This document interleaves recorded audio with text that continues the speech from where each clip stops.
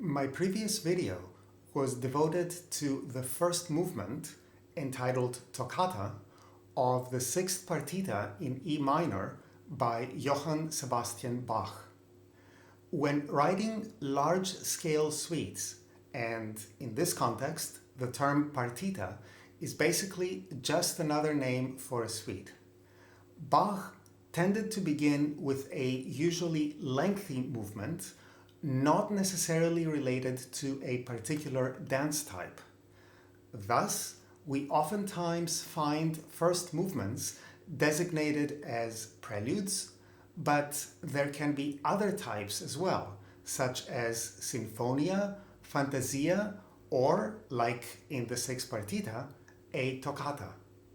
That first movement is then followed by dance movements, almost always beginning with an Allemande, followed by a courante, etc., although I'm about to complicate that statement a little bit.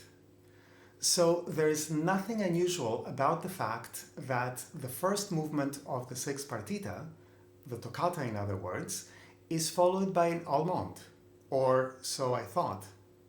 For some reason, I had overlooked the fact that Bach uses the Italian term Allemanda rather than the more usual French term. It is important to point out here that Bach also used both Italian and French terms for other dance types. For instance, he used both the Italian corrente and the French courante, and musically speaking, such terms are not synonymous. A corrente and a courante differ both in tempo as well as character, and these differences are reflected in the music Bach writes. In other words, a Bach corrente is quite different from a Bach courante. Incidentally, the third movement of the sixth partita is a corrente. So while I had not actually planned on playing the Allemanda, since I was now aware it was indeed an Allemanda and not an Allemande, made me wonder whether I would approach the piece in a different way compared to what I had done in the past. This video will therefore be structured as follows. First, I will address the Allemanda-Allemande terminology.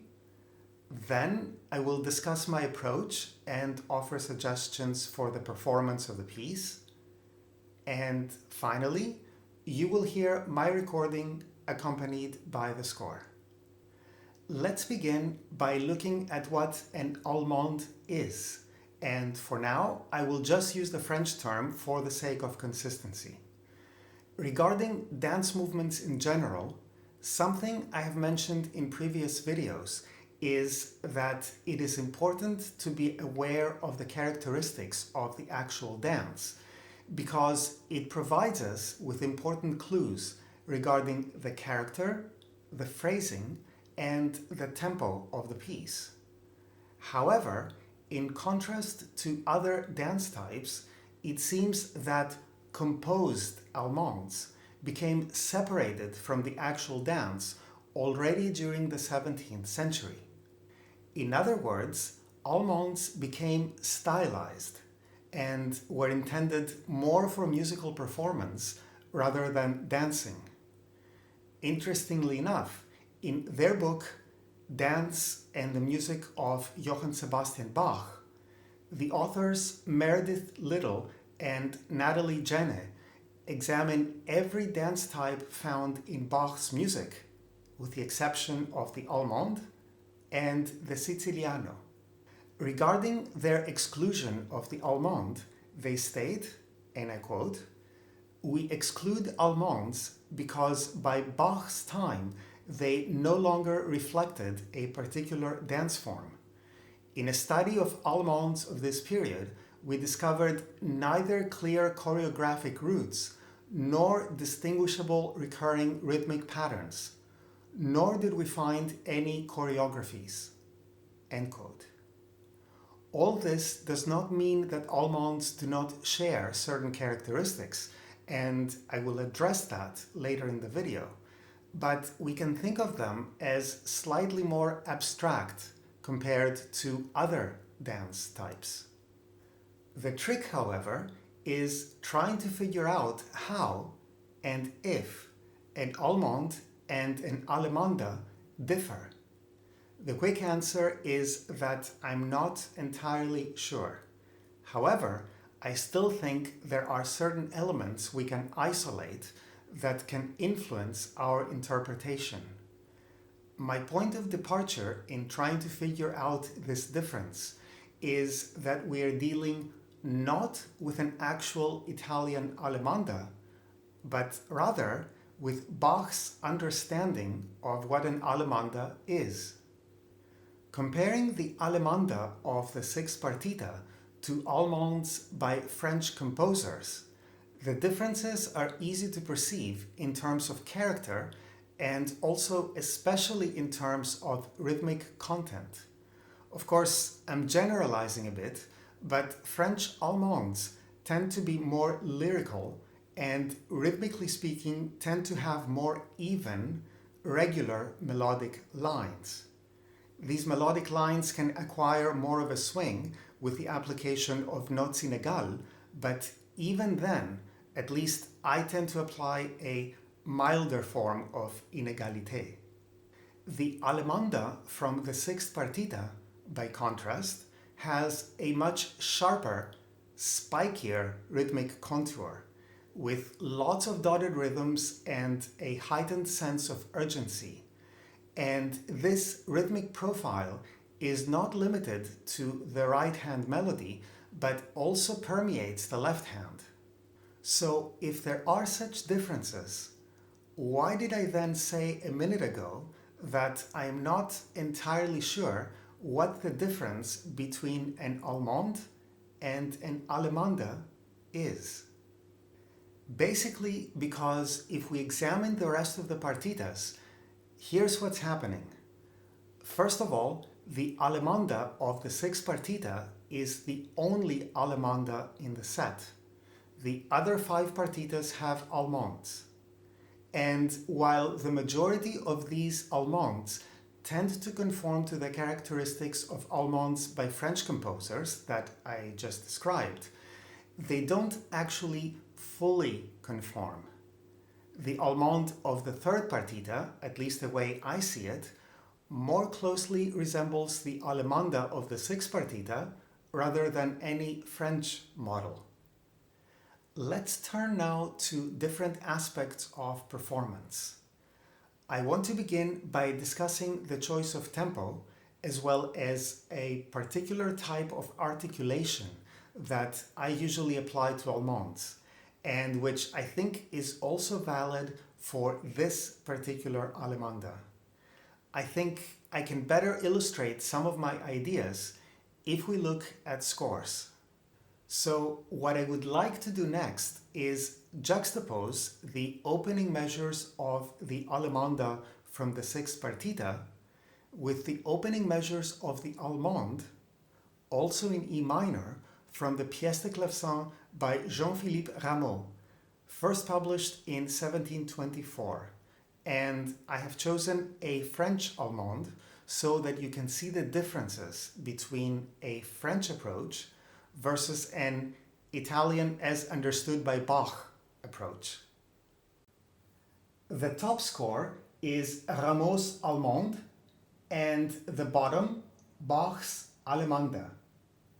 Let's look at the similarities first. Both are in 4/4 time, which is typical of Allemandes. They both start with the same chord. Rameau is more specific on how to arpeggiate it, but one could take inspiration from that and follow a similar approach with the chord in the Bach Allemande. Notice also that the left hand in both pieces commences primarily with eighth notes. In terms of differences, I would say the most obvious one is in the rhythmic profile of the two pieces, with the Rameau being a little more regular, while the Bach is more spiky and active. With Rameau, as I mentioned previously, I would apply some inégalité, which would give it a little more swing. Let me play these opening measures from both pieces using the same tempo, and if you can, notice also how I'm shaping the eighth notes in the left hand, although in a couple of minutes I will also play the left hand on its own to isolate the articulation I'm using.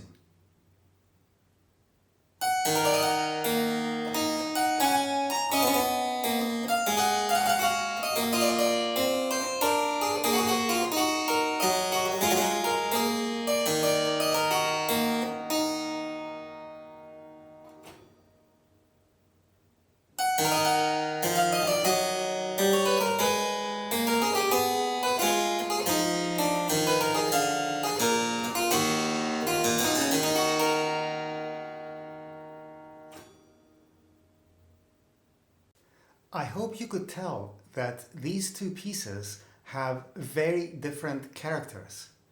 However, and this may perhaps sound paradoxical at first, the difference will be more pronounced if we acknowledge that they belong to the same dance type and therefore perform the elements they have in common in a similar way, because doing so will highlight the differences even more.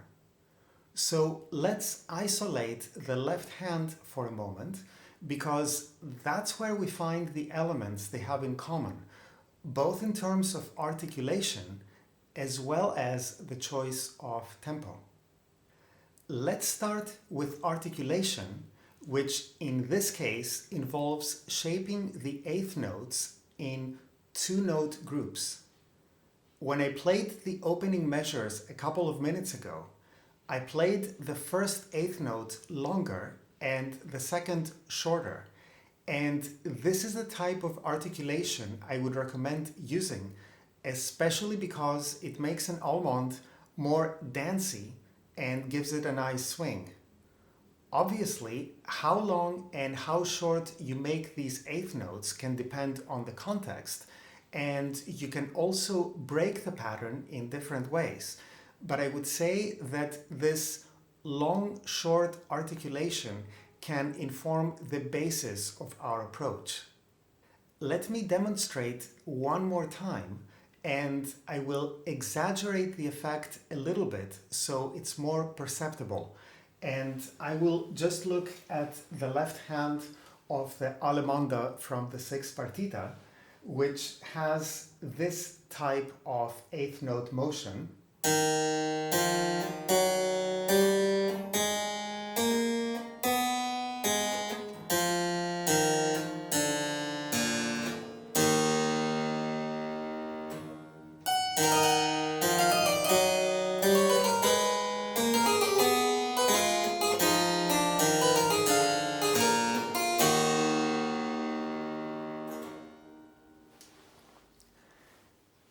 These eighth notes also help us define tempo.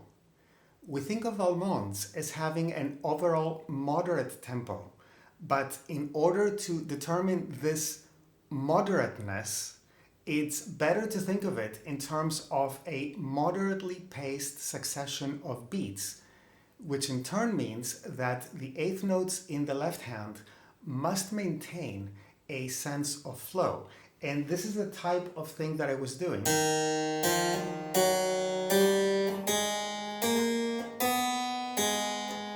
So this is what I do to determine tempo, and I don't think so much of what is happening, let's say, in the right hand. Furthermore, by concentrating on what is happening in the left hand when it comes to choosing a tempo, also helps us understand that in the right hand of Bach's Allemande, we're dealing with not just a melody, but rather with an ornamented melody. A regular Allemande melody is usually notated using 16th notes, which is what we saw in the Rameau example. In Bach's Allemande, The right hand is peppered with 30-second notes, which denote written out ornamental figuration. As I have mentioned in previous videos, Bach had a tendency to write out some of the embellishments in his music. This was the main reason I played both the Rameau and the Bach at the same tempo for the demonstration. Of course, that doesn't mean that in an actual performance these two pieces, or Allemandes in general, should be performed at the same tempo. At the same time, I don't think that the Bach Allemanda should be performed more slowly, simply because it contains faster rhythmic values. Additionally, understanding that these faster rhythmic values denote ornamental figuration also means that there can be more rhythmic flexibility in their realization. And this is the next topic I would like to address. When it comes to ornamental passages, I like to perform them in a way that emphasizes their ornamental nature. And the way I like to think about ornamental passages is to try and not dwell on them more than necessary, so that they do not become the most important part of the musical texture. Therefore, I play them lightly and as a single gesture without articulating the individual notes. What I mean by this, and I'm concentrating right now on the first couple of measures of the Bach Allemanda, simply because you're already familiar with them. And basically what I mean is this, that I don't play these 30-second notes as something like this.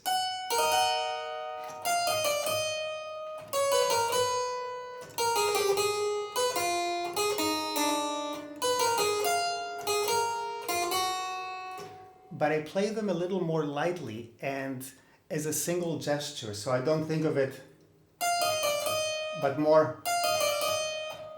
So again, something like this.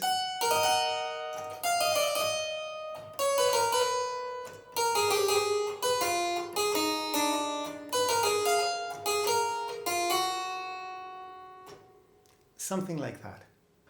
Also, and you probably noticed this already, I do not interpret the rhythmic values literally, and there are different ways of doing this depending on the context. Something that works quite well for some of these 30-second note embellishments in this particular Allemanda is to slightly delay starting each of the gestures so that you end up playing their individual notes a little faster than their notated value. And you can also think of them as slightly accelerating as you're approaching the end of the gesture. So let me again play them a little more strictly at first so you can see what I mean.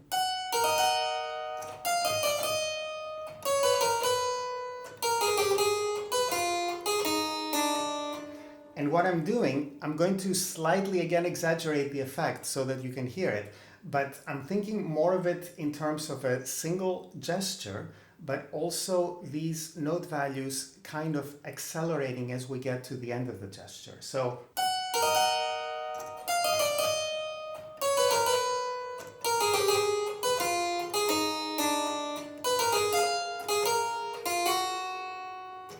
and you probably notice what I'm doing. I'm not starting, but I'm waiting.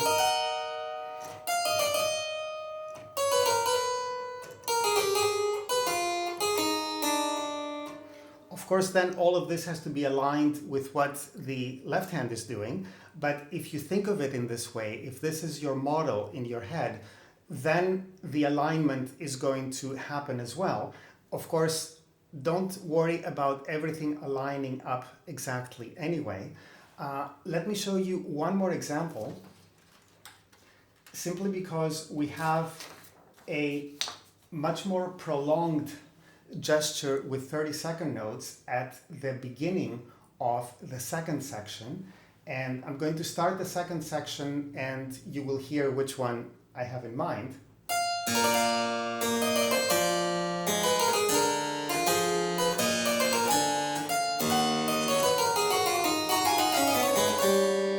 So this one, in other words.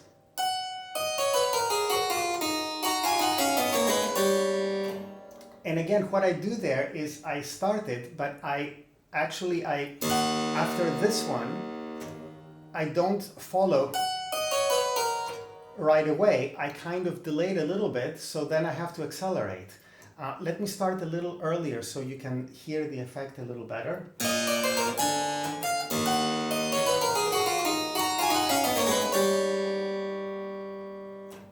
Something like that. As always, thank you for watching, and I hope you enjoy the performance.